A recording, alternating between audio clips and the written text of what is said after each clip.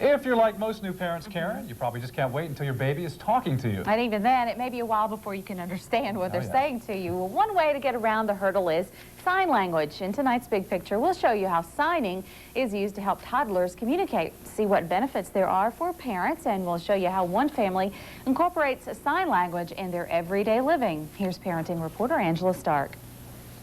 What if your baby wanted milk and instead of whining, he began signing? It is not the latest craze in parenting, some say, but the best way to get your child to talking. Let's read the book. What's the sign for book? Book. Good. Whenever 17-month-old Finn wants his parents to read to him, he tells them. But he doesn't use words, he uses sign language.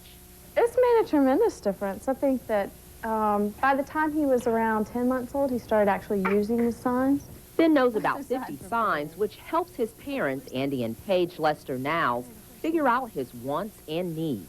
Because he can sign, we've been able to realize what things he likes, you know, that he enjoys horses. You know, he can ask for a drink, he can ask for something to drink, and then he can tell us what he wants to drink. Babies can learn to communicate far earlier than they learn to speak or articulate words. Dr. Joseph Garcia is a big supporter of signing. Communication that you have is so important for the development of the child. You know, it helps the child discover their own resources, their own self-confidence, their own esteem. Dr. Garcia teaches workshops throughout the country. He tells parents signing is another level in the bonding experience, but he also cautions them against using signs for the wrong reason. Because of the signs, then people get very overzealous and try to force-feed signs to their kids. And that's a very disruptive thing to the developmental process of a child. But for Finn... You want a cookie, Finn? Cookie? Yeah, cookie. Can you say please? Please? Oh. It's been beneficial. I just think it's a wonderful thing. Like I said, being a parent's wonderful. Giving your children as many tools as possible it's a wonderful thing to be able to do.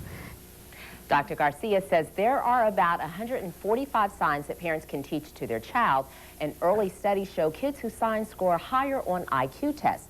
Some of the long-term advantages include being able to communicate with members of the deaf community and also building a strong foundation to learn other languages. And Tom and Karen, this really does help the children communicate with their parents. We were there and he asked for water and milk and juice. It's amazing to see that. It is. And I know it has a big following. Karen, you mentioned you've even done it with Jordan as well. Yeah, she knows a few of them. Yeah. But the big question for a lot of parents is, does this affect their speech later on? Well, no, it doesn't. They say it helps because the whole idea is to use the gestures, more, water, with the language so that it's reinforcing both the language and the sign language. That's a good thing. It's fascinating. All right. All right, Thanks thanks, very much, Angela. Now, if you'd like to get more information on signing with your baby, you can check out this website here.